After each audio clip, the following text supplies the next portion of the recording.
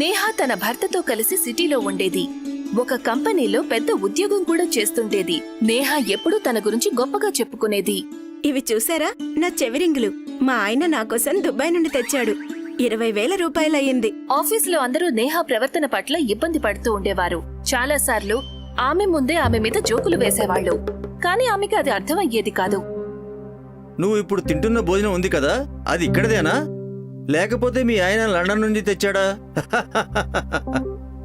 అయ్యో లేదు, లండన్ నుండి తేలేదు.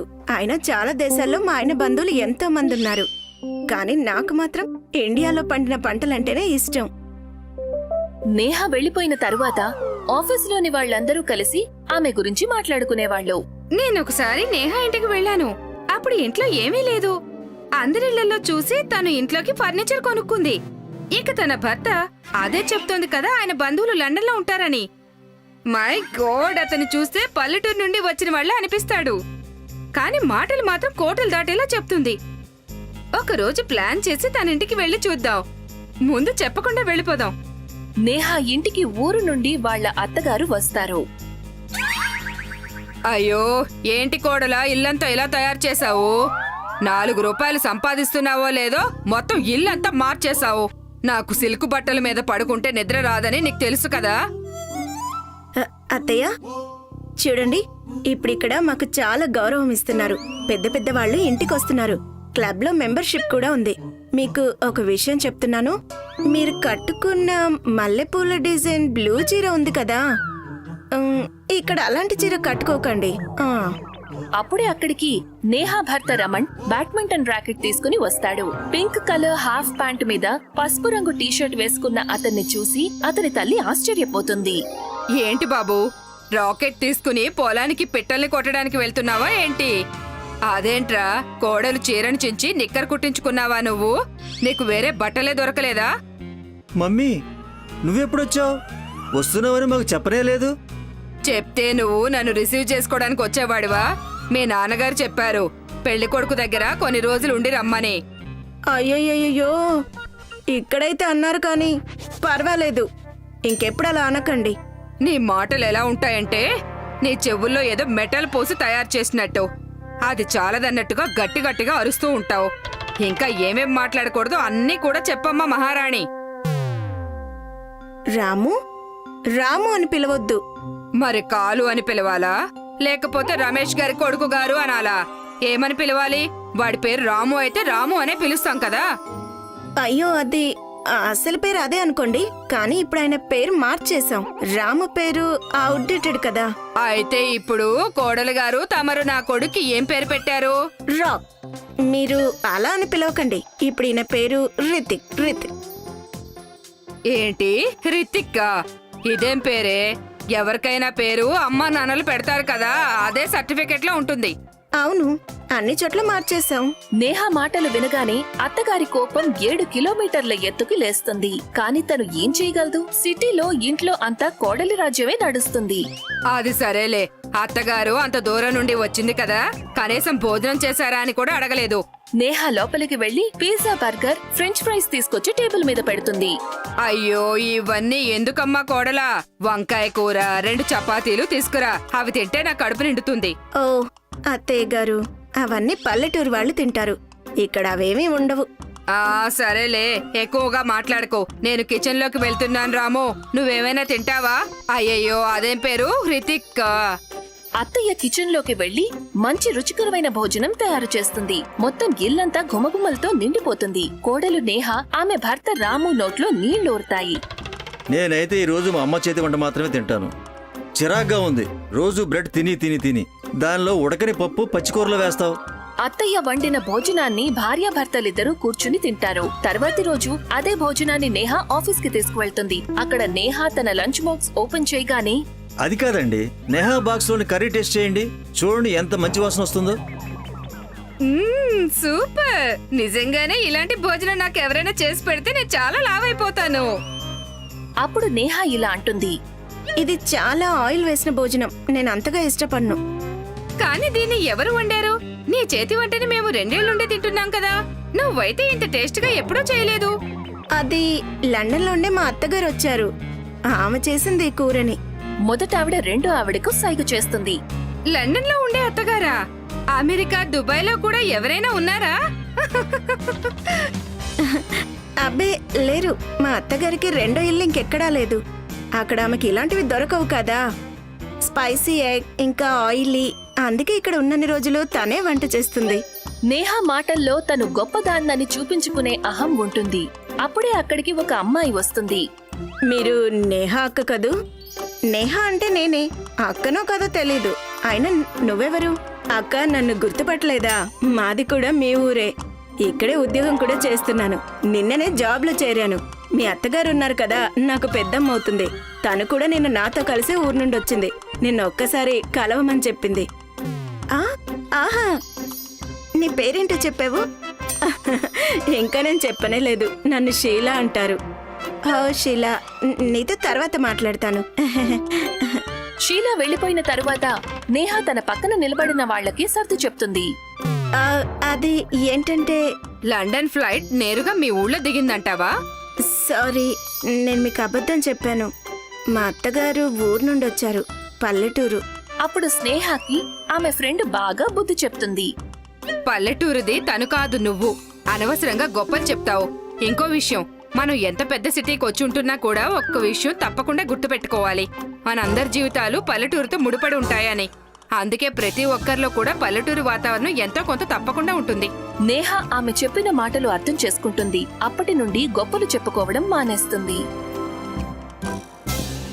బాబూలాల్ ఉద్యోగం కోసం వెతుకుతూ ఊరి నుండి ముంబై నగరానికి వెళ్తాడు.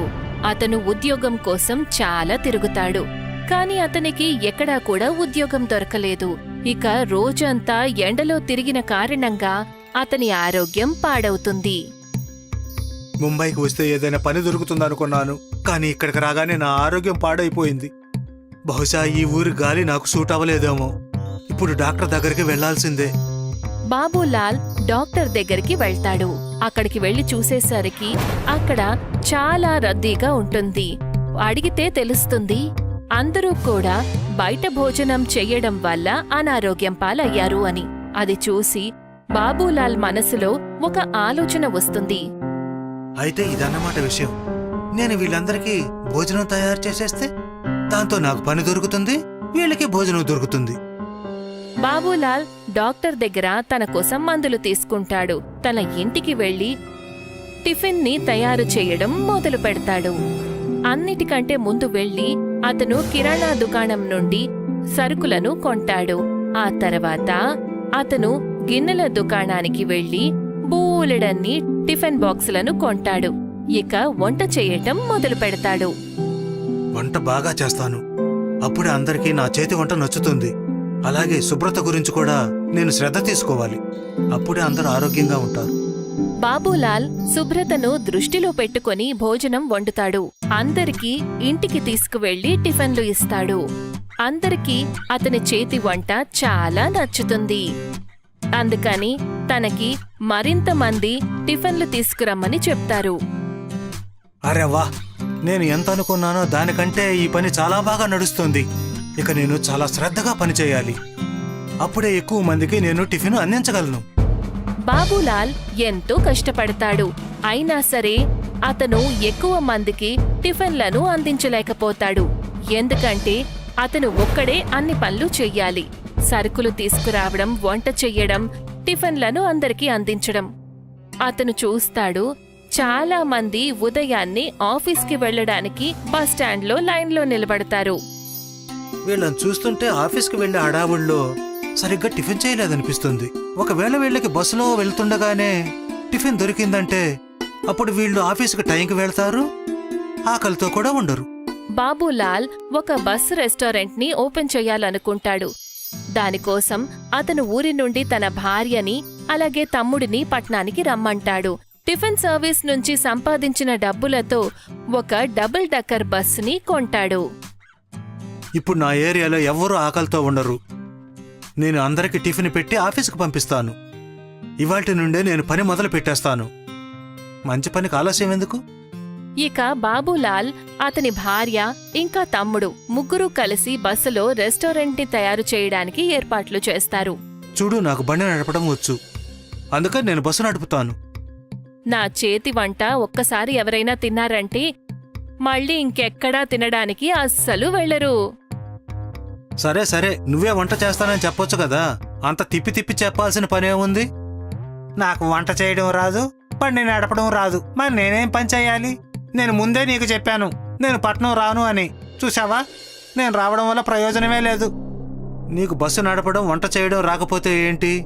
నువ్వు కావాలంటే ఈ బస్సు రెస్టారెంట్లో మాకు సహాయం చేయొచ్చు కదా. నువ్వు ఇంకేమైనా పని చేయొచ్చు కదా. ఇంకేం పని ఉంది? 2 పనులు మీరిద్దరు చేస్తున్నారు కదా. భోజనం వడ్డించే వాళ్ళు కూడా ఒకరుండాలి కదా. భోజనం వడ్డించిన తర్వాత వారి దగ్గర నుండి డబ్బులు తీసుకోవడానికి కూడా ఒకరుండాలి కదా. ఆ పని దానంతటదే జరిగిపోతుందా? సరే అయితే నేను వెయిటర్ ఇంకా బస్ కండక్టర్ పని చేస్తాను. చూసావా, అది సంగతి. ఇప్పుడు నువ్వు పట్నం వచ్చి ప్రయోజనం లేకుండా పోయిందని అనవు కదా. లేదు లేదు, ఇప్పుడు నేను అస్సలు అన్నాను. సరే, ఇవాళ ఒక డెమో చేద్దాం. కానీ ఇవాళ సండే కదా, ఇవాళ ఎవరు వెళ్తారు ఆఫీస్కి? ఇవాళ మనం బస్సులో అన్నిటినీ చక్కగా సెట్ చేసుకుందాం. రేపు మనకు ఉదయాన్నే ఎక్కువ ఇబ్బంది ఉండదు. నేనేమనుకుంటున్నానంటే రెస్టారెంట్ సెటప్ మొత్తం మనం పైన ఏర్పాటు చేసుకుందాం. ఎవరైతే భోజనం చేయాలో వాళ్ళు పైకి వస్తారు, తిన్న తర్వాత కిందకి వెళ్ళిపోతారు. దానివల్ల మిగతా యాత్రిలకు కూడా ఎటువంటి ఇబ్బంది ఉండదు. ఇది సరిగ్గా ఉంటుంది. కిచెన్ ఏర్పాటు మొత్తం పైనే చేసేసుకుందాము. అప్పుడు అన్నీ కూడా ఒకదానితో ఒకటి మిక్స్ అవ్వవు.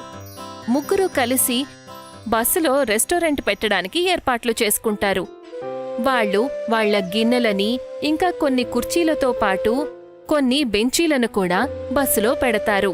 వాళ్ళు బస్సు పైభాగంలో అన్నిటినీ కూడా ఏర్పాటు చేస్తారు. సెటప్ చాలా బాగుంది కదా. ఇప్పుడు చూడండి, రేపు ఉదయం నుండి మన సర్వీసును మొదలు పెట్టేద్దాం.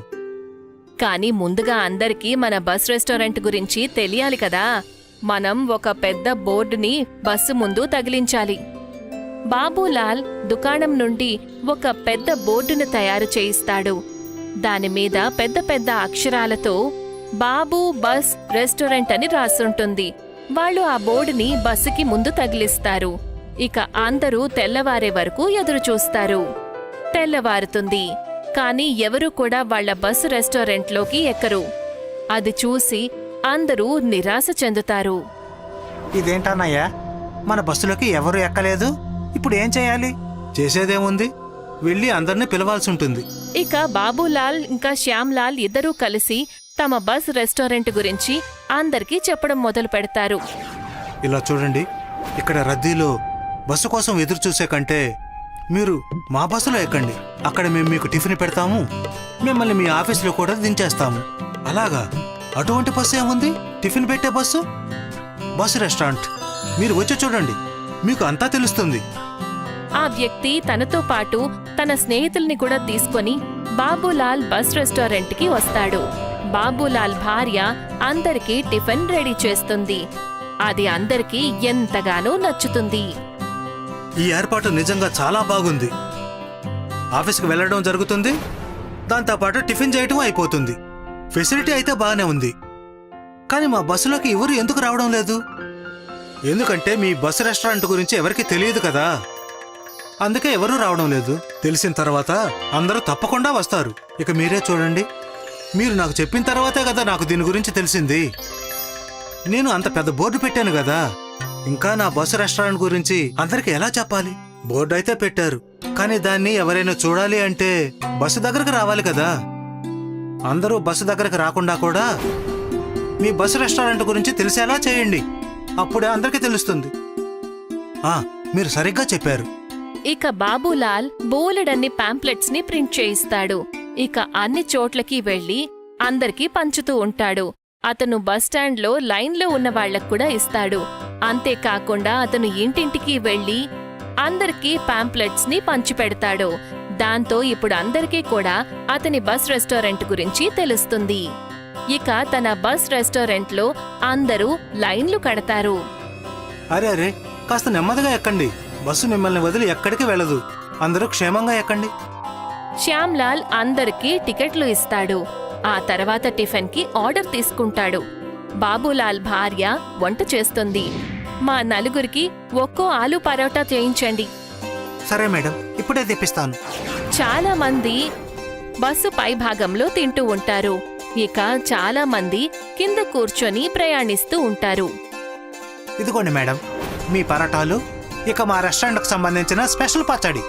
థ్యాంక్ యూ అన్నా.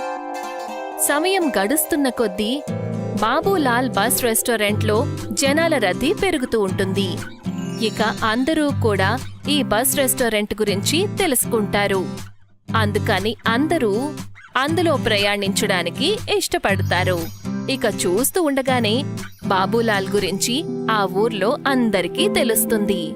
ఇక అతను చాలా డబ్బులు సంపాదించి అక్కడ ఒక అందమైన ఇల్లు కూడా కొంటాడు.